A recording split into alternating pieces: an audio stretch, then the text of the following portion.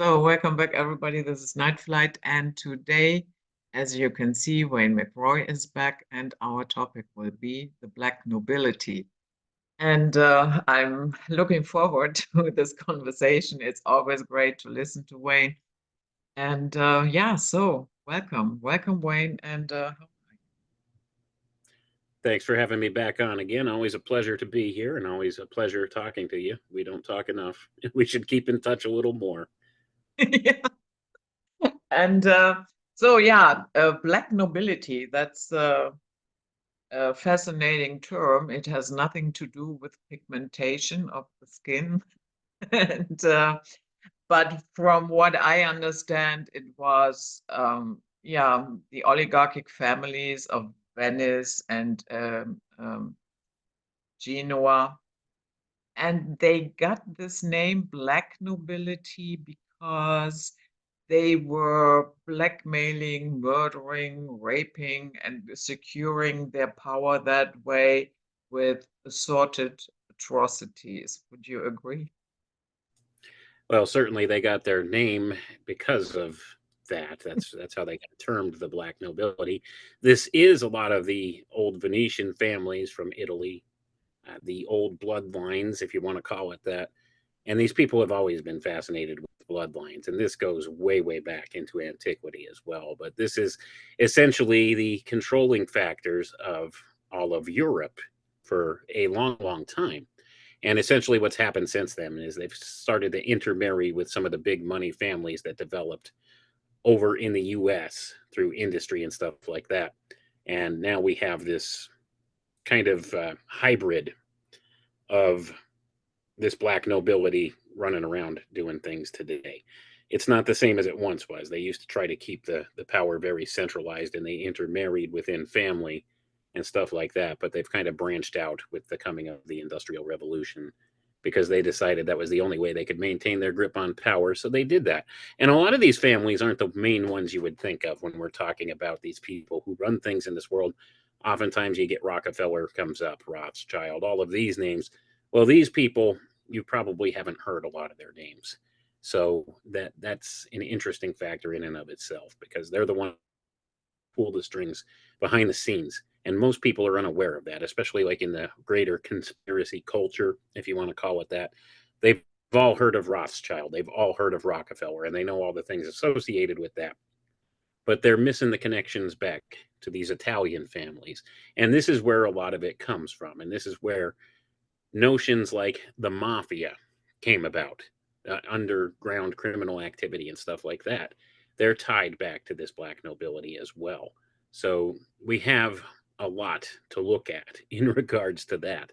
But this is the old power structure of Europe that decided they wanted to expand their reach and that the only way they could maintain their wealth and privilege is to intermarry with some of these other families, these industrialists, and they kind of ingratiated them into the fold.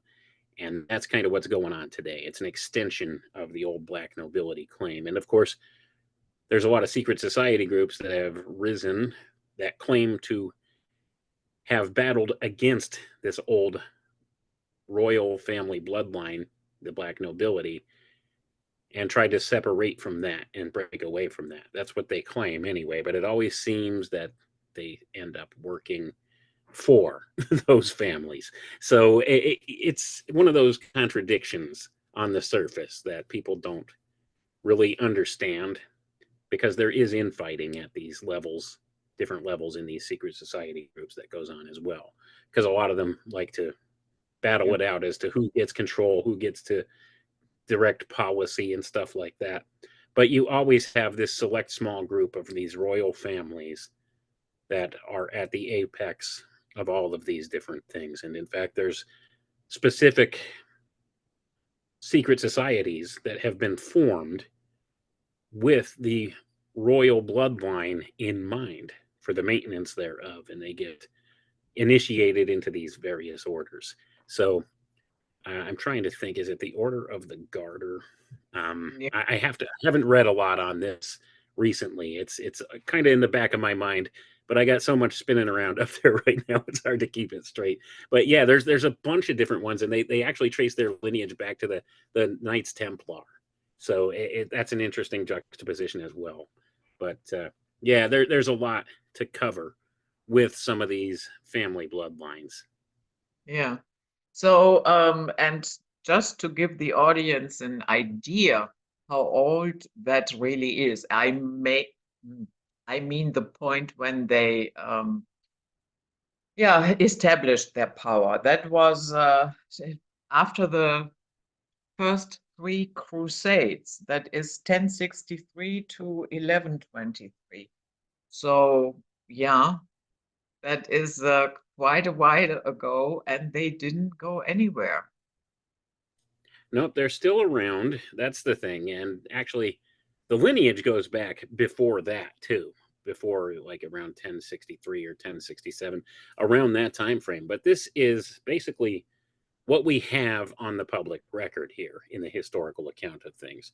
And that's where we could trace it through the public lineage. But in the secret society groups, they have records that date back before that, and they trace a lot of their foundations back to not only ancient Rome, but prior to ancient Rome as well. So they have this notion of themselves. They think themselves being special, having a divine bloodline or a semi-divine bloodline, and that therefore they have the divine right to rule.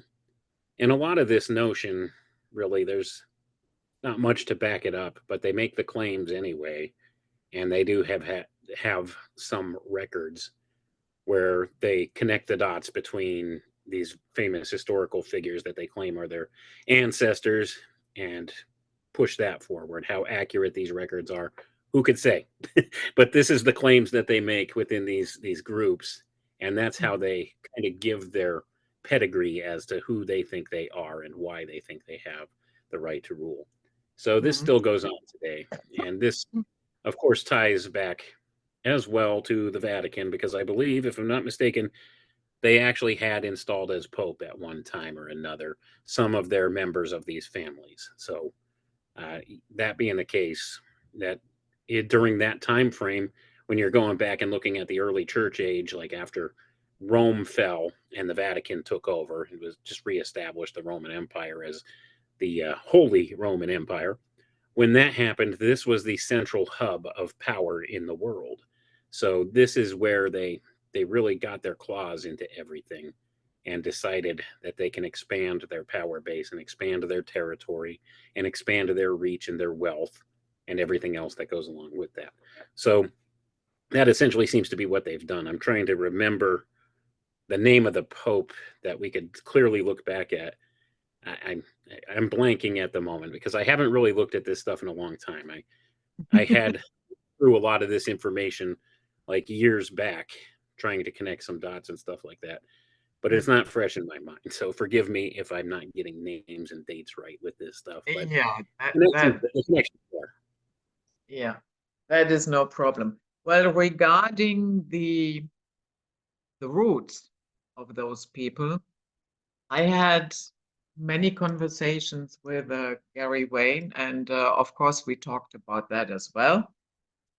And he said to me, yeah, ultimately, they believe that they are descendants of the Nephilim and fallen angels. And that is what makes them so special. So, be that as it may, that is what they believe, and they act on it. And they have the resources to act on it. And it doesn't matter if we believe it or not, it's absolutely irrelevant. That is their conviction. And yeah, And that that's is, yeah, go ahead. I was going to say that's an important point, and that's something I remind my listeners of all the time.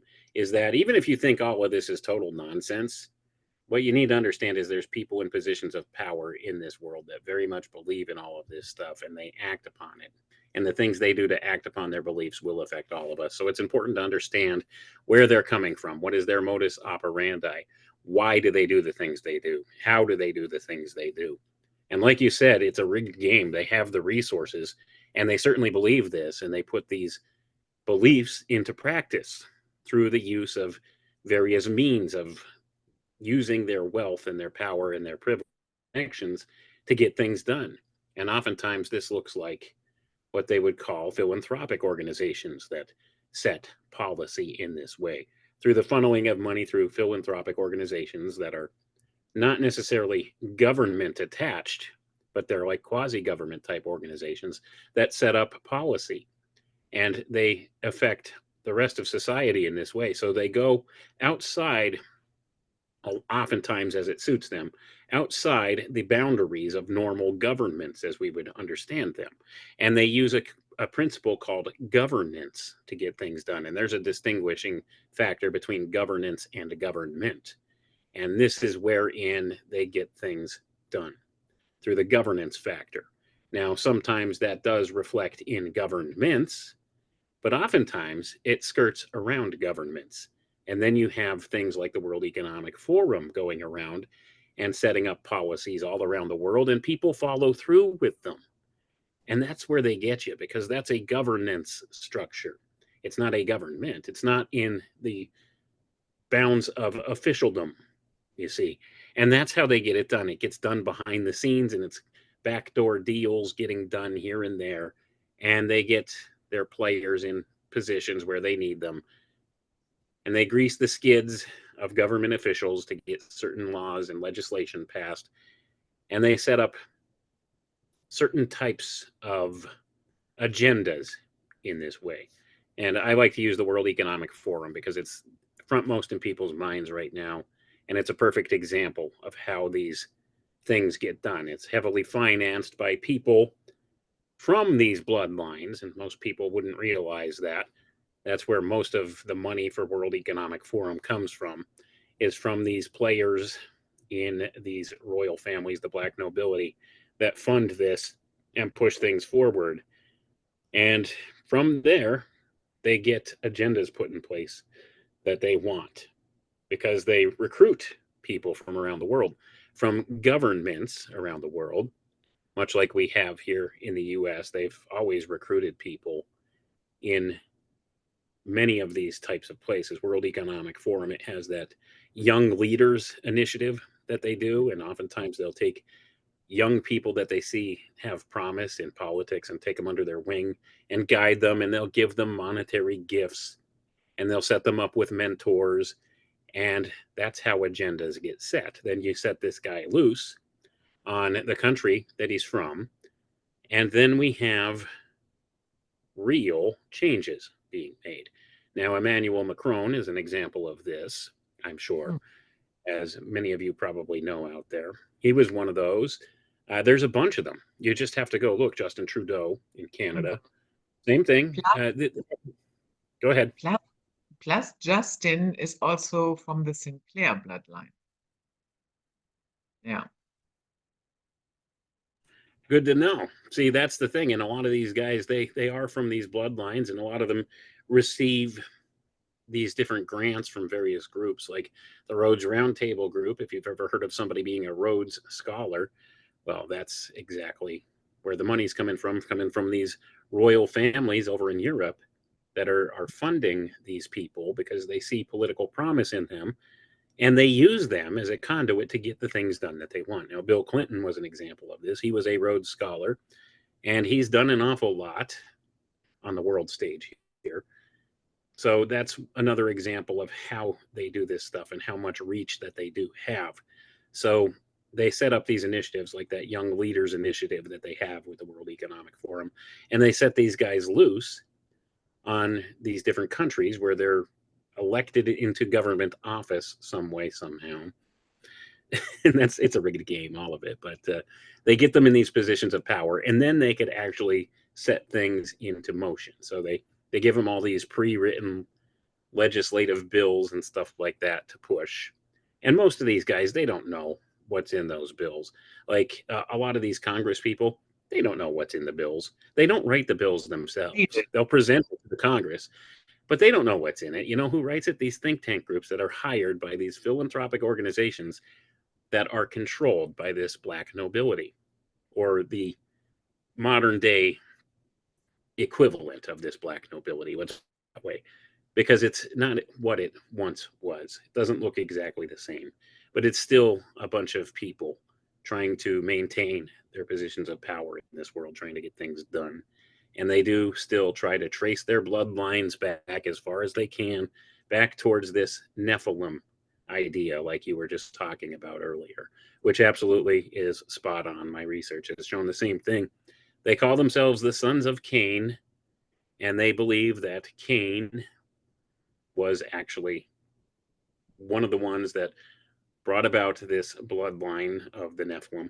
So they see themselves as the philosophers of fire, and this is all hidden away in the secret schools, the secret society groups, and the mystery schools. And this is where they trace their lineage back to this Nephilim bloodline. They believe themselves semi-divine, that they have this semi-angelic character to them, because they believe that Cain was actually the son of Eve and a fallen angel named Samael. That Cain was not the son of Adam. And Mhm. so that's why they have this entire notion of who they are, and they trace their lineage to that side of things, rather than back to Seth being the son of Adam and Eve, Seth was the child that was born after Abel was murdered by Cain, of course. And this is where you have the distinction here within these occult secret societies. They see two sides here.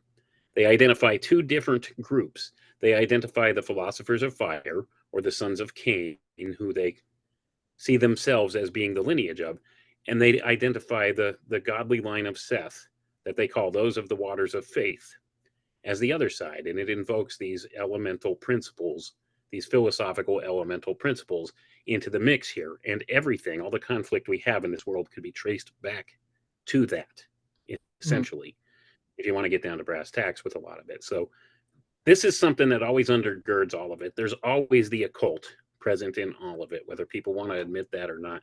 Wish it wasn't the case, because I sound like a broken record because I always have to say it. But it's true. It's always there, whether you want to admit it or not. Yeah, but I think it is really time to hammer this home. And I don't care if you sound like a broken record. And I would just briefly go back to Justin Trudeau. Um, some people, they jokingly call him Justin Castro.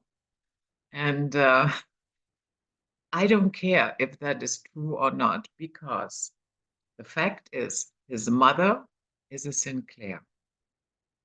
Yeah.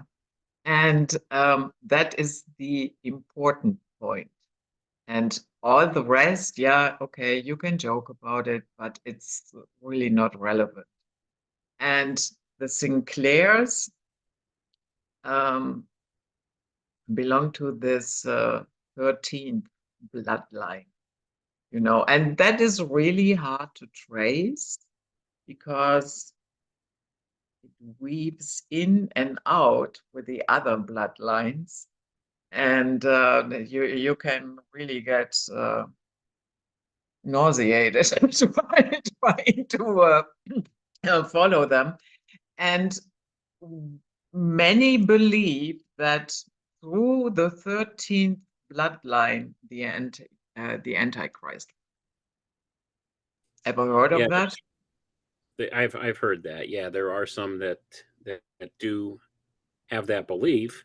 I don't know how accurate that is, but we do have these 13 royal family bloodlines that have been identified by Fritz Springmeier, and of course others. And that's an interesting point to make here to people as well. The United States CIA actually has on their website Fritz Springmeier's book about the 13 family Illuminati bloodlines. They do. I'm not kidding. CIA has it. They have that there for a reason. So you have to wonder about this stuff. And of course, that 13th bloodline, I think that's the Van Dyne bloodline, isn't it? If I'm not mistaken, the one that traces their lineage back to the Merovingian dynasty. Is that the one? Some people make those claims that that's where the Antichrist will come from. I'm not Mhm. so sure if that's the case. I don't think it really matters as far as You're what correct. family group that this figurehead will come from. And I don't know if it's necessarily what we think it is. You see, in my view, in my estimation, I see artificial intelligence as being a type of Antichrist. And that being the case, the transhumanist notion of things as being the vector for Antichrist to manifest. So I Mhm. see it as being something entirely different than what has been represented in a lot of these claims. And of course, when you learn to read between the lines with a lot of it, you'll see how that does actually fit the description when you start to factor in the transhumanist or the post-humanist push for things and this type of a notion into your way of thinking with this identity of Antichrist.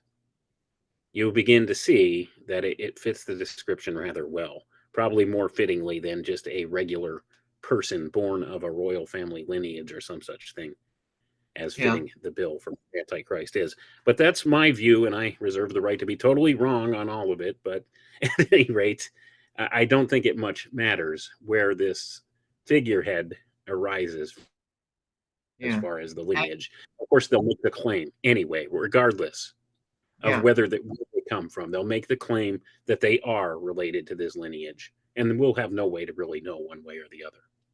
yeah. And the 13 bloodlines are not the only ones. There are others. In the East, for instance, you have the Shah bloodline, Xi Jinping. Xi is a short version of Shah. He belongs to that. He is now, yeah, head honcho for life. And the same goes for Putin. He um, most likely comes from the Putinianin. And what happened there when they had bastards, the royal family outside, the children outside their marriage, what usually happened was that they gave them um, a part of the name, not the entire name. And because Putin, it pops up with his grandfather, and nobody really knows where that is, or great grandfather. I'm not so sure. So nobody really knows where this name comes from, but that is an idea. And you also have it in South America with the Kishamaya. Here in the West, we usually think the 13 bloodlines, but that is not all there is. No, there's certainly a lot more, and there's interconnection between all of them as well. And that's an interesting thing. And I just wanted to comment Xi Jinping is my favorite cartoon sound effect. I'm sorry, I laugh whenever somebody says Xi Jinping because I think of old Tom and Jerry cartoons or something where with the sound effects because that's what it sounds like to me. But I don't know, not to get too off base here, but I just had to inject a little bit of humor. Yeah, we have these different royal family bloodlines, and they do intermingle and they interconnect on certain levels. And we certainly haven't heard all of them in the publicly disclosed documentation of this. I think a lot of that is to throw us off the trail because you don't find many of these black nobility names in that list of the 13 family bloodlines either. Only a select few make their way in. And there are a lot of people who have a lot more influence and power in this world that you don't ever hear their names, but they're the ones who pull the strings behind the scenes. So you have guys like Rothschild out there taking the brunt of the heat for a lot of this. And that's on purpose. This is their willing whipping boy. He doesn't care. The Rothschilds will get up there, they'll stand up there, and they'll understand that that's what their position is. They're there to kind of be the face of the ones that take the blame for a lot of the stuff that goes on in this world that people don't like. And they trade that for wealth and comfort and the lifestyle that they're able to have. So they don't care about that. They don't care what people think. And they know that they're the object of a lot of this hate. They're put up there as a symbol for people to hate on. So this is a concept that was covered in the book 1984. Goldstein, you remember, I don't know if you've read 1984, but Yeah. they present Emmanuel Goldstein as the enemy of the people. And every day they had what they called the 2-minute hate, where everybody would scream at the picture of Emmanuel Goldstein on the screen, and they would focus their hate, their energy, their anger towards this figure, and it gave them a type of an outlet. Now, this is very revealing for a number of reasons, because this is a perfect allegory of what goes on in this world. They hand you certain people in this world to throw all of this negative energy towards, and there's an occult facet to this as well, where you're throwing this energy in a direction that might not necessarily be the right direction to put it. And they're redirecting this energy in certain ways, these occultists at high levels that understand this stuff and utilize it. So they give you a target to throw your hate on, and then they're able to redirect that energy towards things they want done in certain ways. Now, I know that may sound like a bridge too far for some people, but certainly there's something to it. There's power in emotion. And when you have collective emotion directed in a specific place, this has been shown even scientifically to have an effect. That's why they say the power of prayer, it really works. It's the same thing. These same studies have been done. It's all about intentionality and collective intentionality towards the same thing. They've established this in a lot of different ways in scientific research papers. And another example you could definitely allude to with this is the work with water, how people were able to focus their intention into water and have certain manifestations occur because of that.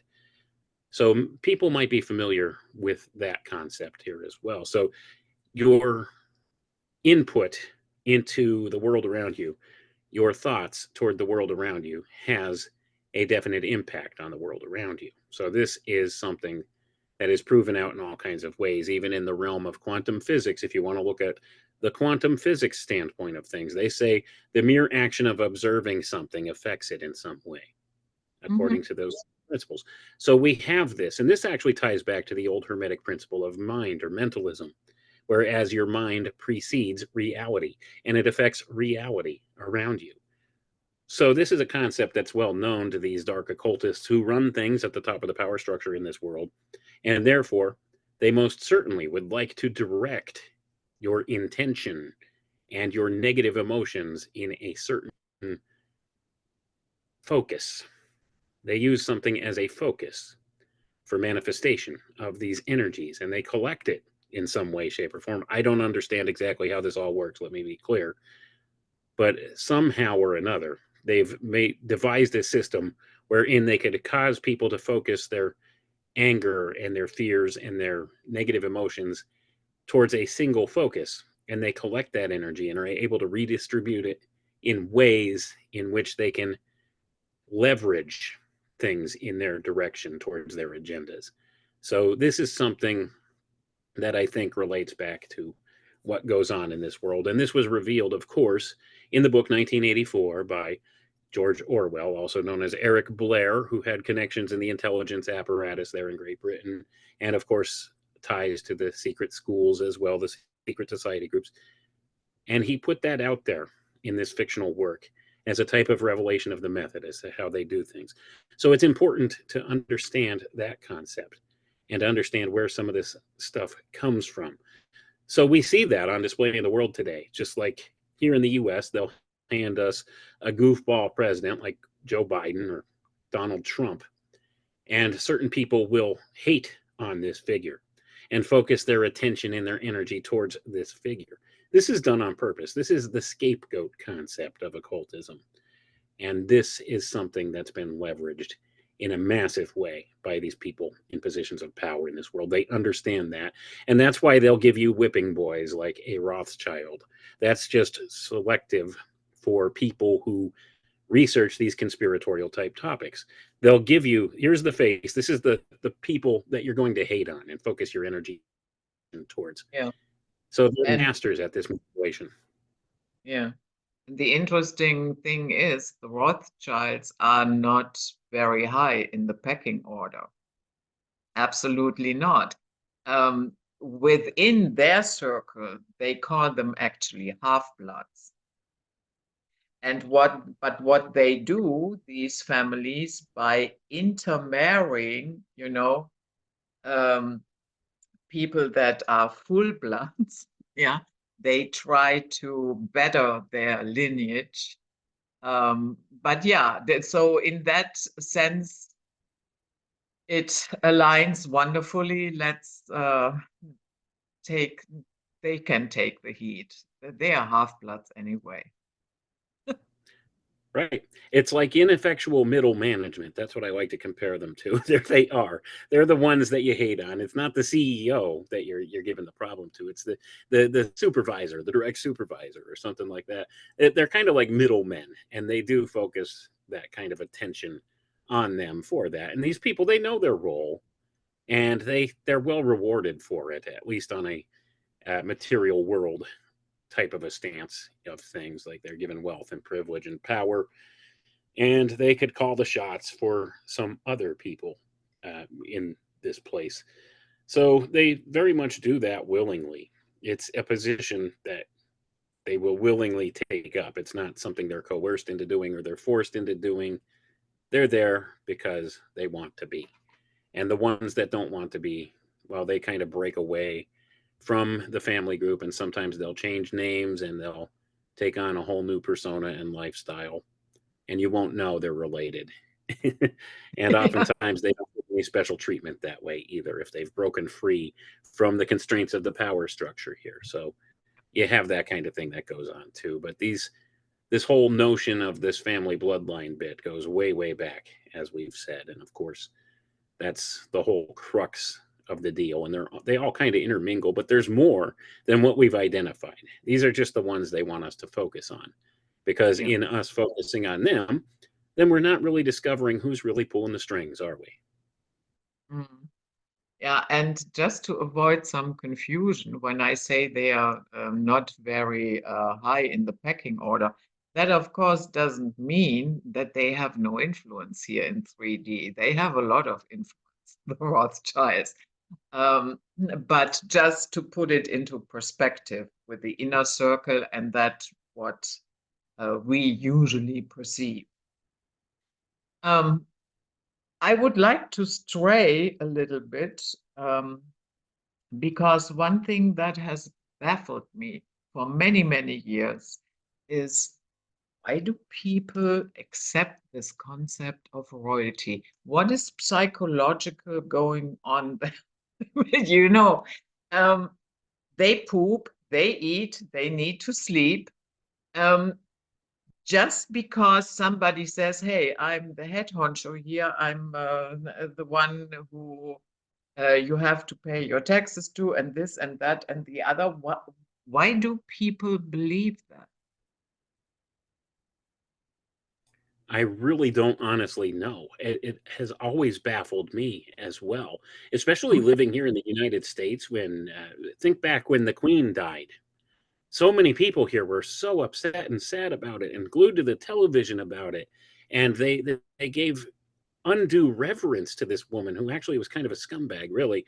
But they seem to, for whatever reason, they gravitate towards this, and it's just it's something about maybe the fantasy of it all. I think psychologically, like they want to be able to relate to that whole fairy tale type of a notion of the being the princess or the prince or the royalty, the royal family, living in the big gallant castle and having all this wealth and privilege and having all these big fancy parties and stuff like that, and having just that lavish lifestyle of decadence and this kind of thing. Maybe it plays on some emotional facet of people's psyche in that way. It's about escapism, I would say, because they're portrayed in media and in culture as these people that are beyond reproach, that Mhm. somehow or another they don't have the same struggles like regular people do. They don't have these same type of struggles. They just always live in this lavish lifestyle, and they're waited on hand and foot and have everything handed to them, and they're treated special. I think that's what it's more or less about. People just want to feel special, and it's kind of a form of escapism and fantasy. So I think that's why, for some reason or another, people will give undue reverence to these royal families for some reason. I never could quite understand the reasoning why people do, especially here in the United States, where we allegedly broke free from that because we didn't want to have a king. And yet here we are in this day and age. And a lot of it comes down to this whole idea that people, they don't want to have to take responsibility for their own actions, and they don't want to have to think about some of these difficult problems in society, so they would rather delude themselves by playing into the fantasy that if I vote for such and such a person, they'll take care of it. And thus we have this whole political theater that we have today, because you have the incredulous serving the incredulous. The people don't want to take responsibility for their actions. They don't want to be liable for the things they do or say, and therefore they will hire somebody else to do the job for them. And then you have the incredulous meeting the incredulous, like I said, because the politician will come out and will make all these grandiose promises that they'll never deliver on, never, ever. And they'll just go about doing what suits them to do and what suits this ruling class to do, all in the guise of representing the people. And the people into this, it's the same type of notion with royalty. Oh, the king loves us. You see, he gives us our daily bread, and he gives us the meager earnings. He gives us a percent of our labor back because he loves us so much.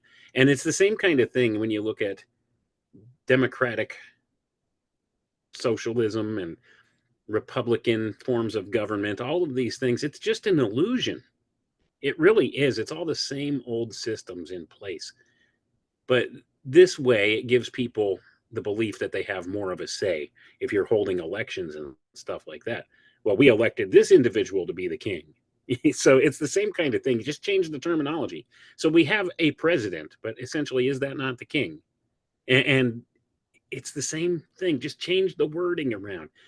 And it's something with the human psyche where it influences this in that way. It's a type of fantasy, escapism, escaping from your responsibilities, trying to lay the responsibility on somebody else. And if things go wrong, well, then you're not to blame. You blame the person that you hired to do the job who failed to do the job. So this gives people all kinds of excuses to not take correct actions towards stuff. And a lot of it also plays into this whole notion of what's called arrested development. And this has been instituted into society for a purpose. They want people to be of the mentality of a 12-year-old child and not to advance emotionally beyond that level. Whereas they seek out this type of escapism, this type of escaping from their responsibility and applying their responsibility to somebody else. And they never mature beyond that point. That's where they've captivated us with our education system at this point in Western culture. They keep us at that arrested development level where we're thinking in terms of wanting to be like children, wanting to not be the one ultimately responsible for everything. And if something goes wrong, well, we blame the individual we hired to do the job for us. And then we escape any type of, what do we want to say here? Uh, Liability for the lack of action or the wrong actions being done. So then Yeah. we'll just turn out and we'll vote different next time. And that's essentially what it is. It's all an illusion. Yeah, and yeah, I think you are correct. It has a lot to do with this fairy tale and escapism. I mean, there are entire branches of tabloids that live and thrive only on that subject. What did here Queen Sylvia of Sweden, and now the daughters are married, and remember with Diana? My goodness. My goodness. Yeah. And to a lesser degree, we have the same thing with all the Hollywood stars out there, Yeah, too. yeah. It's the same kind of thing. It's this escapism, this fantasy, this trying to shape society into a materialistic culture. And of course, there is a general need for escapism to a certain degree. People do need to get away from their everyday troubles once in a while and be entertained, just as a little form of escapism. Nothing wrong with that. But when they're manufacturing entire cultures around this notion, and this is the ultimate aim of people to achieve that type of level of fame and fortune and this kind of thing, that lavish lifestyle of overabundance and wastefulness, this is gross materialism. And this falls into the bounds of what Rudolf Steiner identified as the spirit of Ahriman coming into play. So we have this gross consumerism has risen out of this. And of course, the whole design thereof is to get people trapped in this material paradigm way of thinking. Yeah. And this further plays on that kind of a thing as well when you really break it down psychologically. Yeah. And the people during that time with the Venetian Black Nobility, they also were fed up and they actually revolted.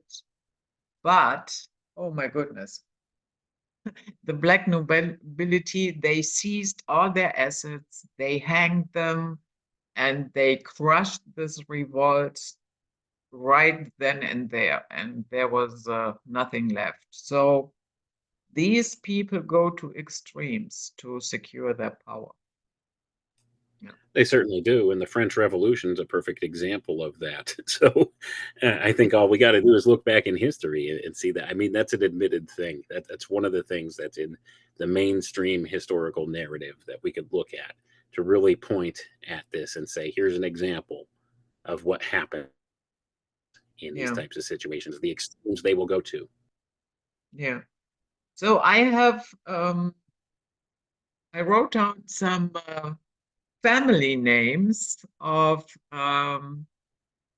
yeah, families that belong to the Black nobility today, and that would be House of Bernadotte, Sweden, House of Bourbon, that is France, House of Braganza, that is Portugal, Grimaldi, Monaco, the Guelphs, that is Britain, Habsburg is Austria, Hanover is Germany, Hohenzollern is Germany, Wittelsbach is Germany.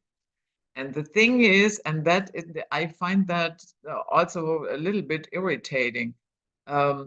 Most European royal families come from the House of Hanover, meaning Germany. And even the Queen, and now, okay, we have King Charles, they are German as well.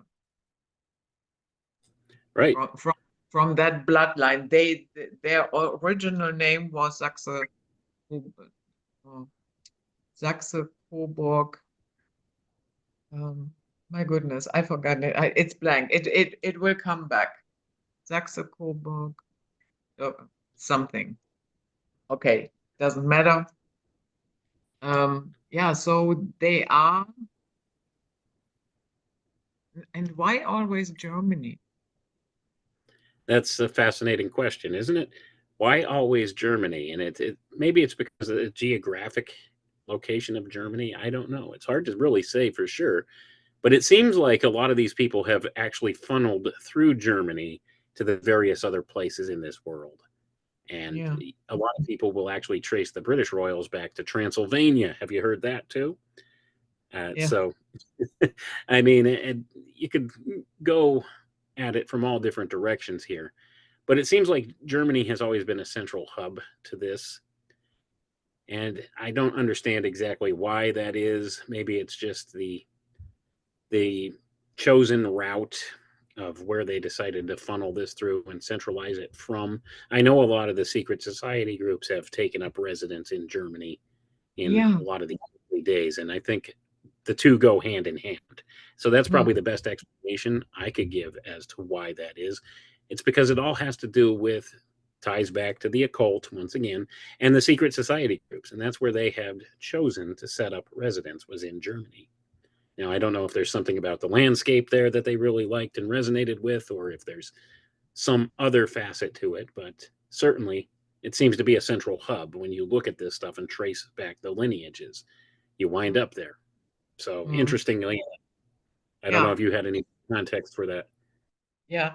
Even if you listen to people who came out of various projects, be it MK Ultra, Montauk Project, or whatever, you will always hear, yeah, there was a German lady, there was a German. Yeah, it really baffles me that no matter where you drill down, there's always a German that pops up.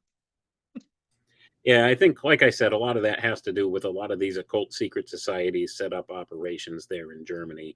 And they had a vast amount of funding and power come channeling through them from the the administration of Hitler there during World War II. So you had all of this stuff going on. You had these SS officers like Heinrich Himmler and stuff like that were heavily involved in the occult and were searching for these occult secrets. Were members of the Vril Society and some of these other ones, which were these occult fraternities that really kind of situated themselves centrally into political power there. So that might have a little bit to do with it today, as far as the more modern connections to the German roots of the various royal bloodlines and the secret societies that go along with them, because they are interconnected. And certainly there's certain secret society groups that you can't even join unless you're of the lineage of what they call the Black Guelphs and Yeah. others. And I'm trying to remember. I know the Order of the Garter always comes up. That's one of the more commonly known ones. I was researching not that long ago a different group that claimed a direct lineage back to the Knights Templar and was certainly attached to this royal family bloodline. And I can't remember the name of it off the top of my head. I'll have to look into that later and maybe go back to that. But they have a lot of sway and influence in many ways. And often some of these more powerful secret society groups, they fly under the radar where people don't know the name and don't recognize or see them, but they have such an influence from behind the veil that they get things done in this world in certain ways.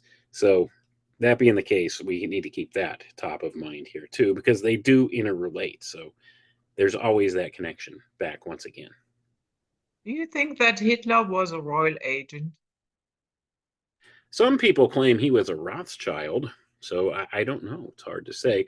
I know that he was funded by not only Yeah. Prescott Bush here in the US, but others too.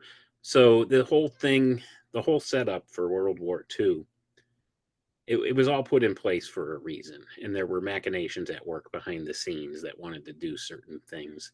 And I don't know if they were happy with the results they got. And since then, they've switched up the way in which they do things.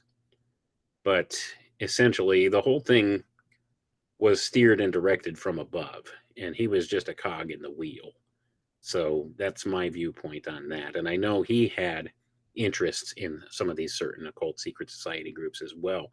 And there were entire operations within the SS that were wholly devoted to going out and finding ancient artifacts and stuff like that associated with the occult and trying to focus their energies towards using these occult principles in certain ways to bring about things. So there's always that tie, and many historians have gone back and looked at this, and most will just dismiss it out of hand and say, "Oh yeah, they were a bunch of crazy people with some crazy ideas, and that's why it led to this massive genocide of people." And well, there's issues with that too, but we won't touch on that because I don't want your channel to disappear off the face of the earth. But it is what Yeah, it is. I know what you mean. But that doesn't mean that the regime was wonderful.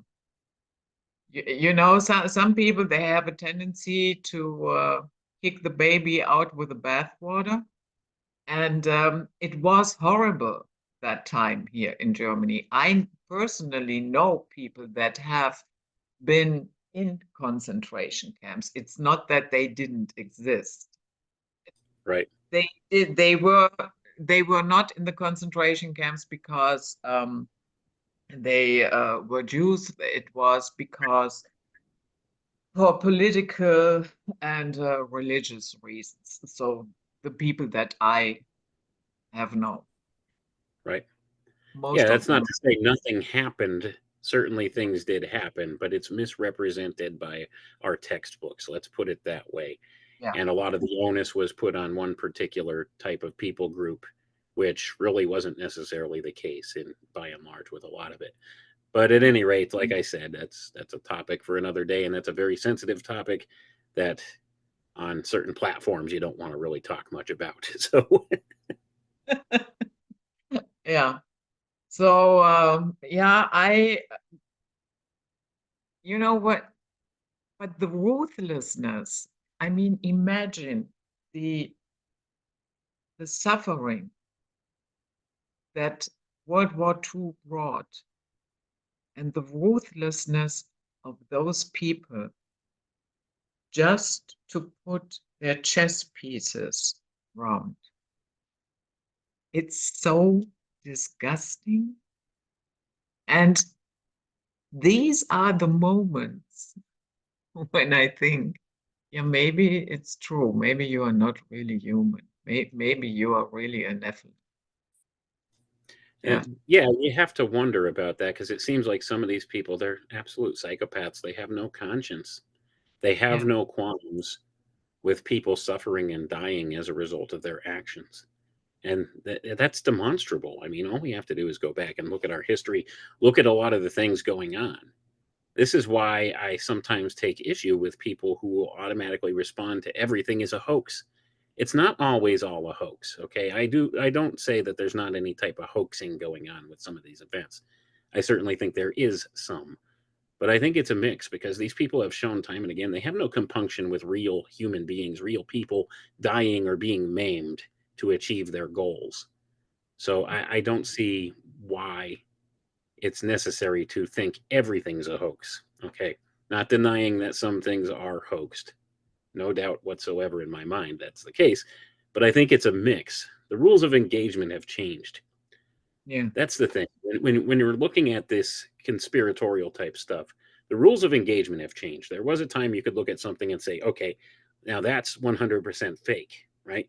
Well, that's not the case anymore. Now they mix things up a little because they have to keep the ambiguity of everything alive, and they have to keep people guessing, and they have to keep a certain air of credibility about these different things. So they want to be able to claim people are off base by making certain claims. If they claim something's a hoax, they've used all these tools to get away with a lot of stuff. And if they have one portion of the conspiratorial minded community saying everything's a hoax, well, that kind of discredits that entire community. So things that do crop up that are hoaxes, people are like, I'm not listening to them. I mean, they clearly don't know what they're talking about. They clearly have this mindset that everything's a hoax. And then you have the other side of the fence where everything is some type of a false flag event or something like that. Doesn't always happen that way. Sometimes these people will just take advantage of a situation that crops up. So Yeah. we have a combination of these things going on, and people will often take one side. And this is all part of the mind control programming, too, that goes on. They want you to take a hard stance on something, and you fit in your little box, and they keep you in that box. And therefore, everything goes through this one filter that you have. So if you're an automatic hoaxer, an auto hoaxer, as sometimes they call them. Everything that comes up, it's a hoax. It's a hoax, and that's your frame of mind with everything. It's all a hoax, and you will do mental gymnastics to make it fit in that box of it's a hoax, no matter what it is. Even if somebody's like, "Yeah, dude, I was there. That really happened," and they're like, "No, I don't believe you. You're a paid shill or something." So you have all of this going on, and this Yeah. takes advantage of human psychology too. It's all this picking of teams thing. It's the Hegelian dialectic at play. You take a side and we stick you in that little box, and that's where you stay. And we just specifically tailor things and content towards you that reinforces your belief. Now, it's important that we try to step away from that and look at things as objectively as possible. I try Yeah. my best not to fall in those types of camps. I'm Yeah. open minded. You have to objectively look at some of the evidence of things. And like I said, it defies logic to think that these people would not kill or maim others to get whatever they want done, because it's proven, it's been shown time and again in the past that they will do so. They have no compunction with that. So you do have to wonder at some point, are they wired differently than us? Is there something different about them to us where they just don't care? They don't have that compassion for their fellow human beings. But you know how it is. If your only tool is a hammer, everything looks like a nail. Exactly. And Exactly. yeah. And that's why we have to diversify our tool bag and be able to look at things from all different perspectives and not really take a massive stance on just one thing being true. And Yeah. that's the thing. We don't want to fall into that box. So, and now we are already at the top of our first hour. And this, of course, this conversation has to go into the committee of 300, and we will do that in the second hour. So we will see the patrons on the other side, and we see you all next time. Bye-bye.